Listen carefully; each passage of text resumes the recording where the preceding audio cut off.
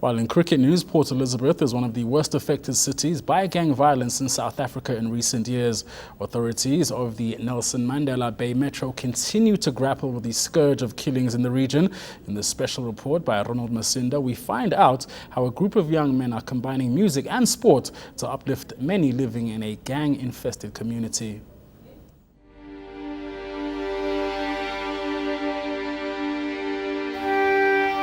A Port Elizabeth community is threatening vigilante action in the wake of gang war over drugs.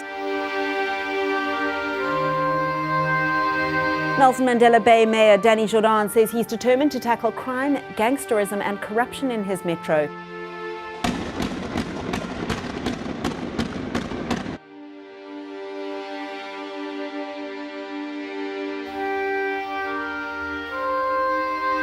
A city gripped in gang warfare.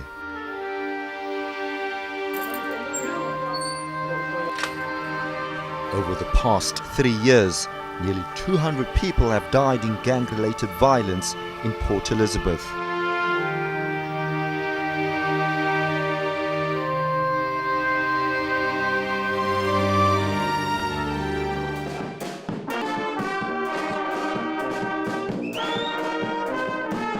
But amid the turmoil, some have turned to music to change their lives. That is our main focus, the development of the youth through our music and through social development, that we are aiming to get the youngsters off the street. Like you can see, the youngest one currently is my son, who's 9 years old. Then we got two guys, 11 years old and a 12-year-old. That is also part of the band that we're developing now into music, so they can take over the band one day.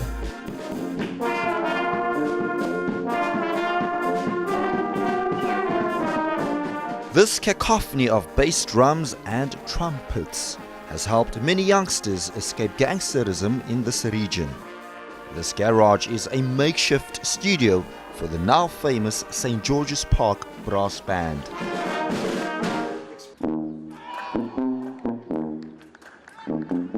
The group of 35 musicians have defied many odds, and through their sounds, they've managed to create many happy memories at St. George's Park since 1996.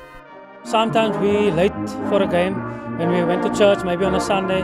Then when you get to the stadium, your seat has been reserved, and it's quite exciting to know that the people are looking forward to see the band. Some of the people only come for the band, and they tell you that they only come for the band. The band not only acts as a 12th man for the home team, but it also gives cricket fans something to cheer about during uneventful periods of play.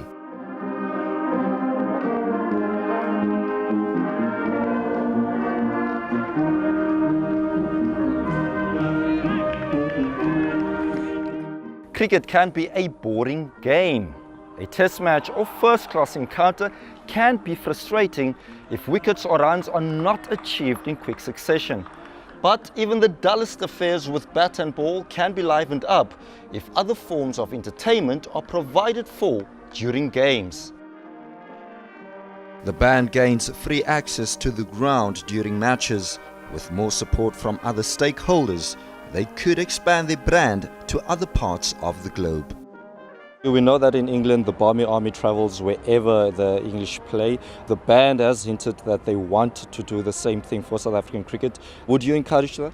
Yeah, it would be nice for South African teams to have that kind of support around the world. But obviously the pound goes a lot longer way than the rand does, and so, you know, it's tough for South African people to travel around. I mean, I've often felt that when you're touring other countries around the world, when you're playing for SA, that it'd be nice to see a few more South African flags in the ground, or, you know, shirts in the ground. What started off as a small church band has now transcended into one of the most prominent entertainment groups in South African sport. It is a legacy the St. George's Park Brass Band would like to maintain, and also to continue improving the lives of youths living in the gang-ridden streets of Port Elizabeth. Ronald Masinda, Port Elizabeth.